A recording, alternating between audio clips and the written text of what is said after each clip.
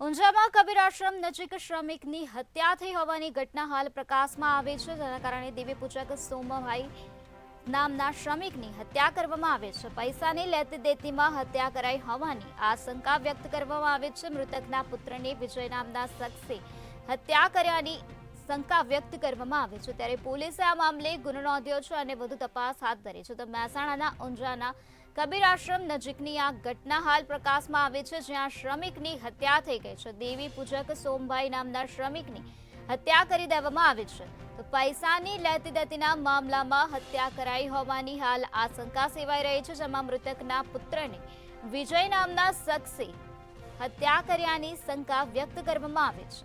પોલીસને આ બનાવ અંગે જાણ કરવામાં આવી હતી, ત્યારે પોલીસે આ મામલે હાલ ગુનો નોંધીને વધુ કાર્યવાહી હાથ ધરી છે. આ ઘટનામાં દેવી પૂજક સોમભાઈ નામના શ્રમિકની હત્યા કરી દેવામાં આવી છે.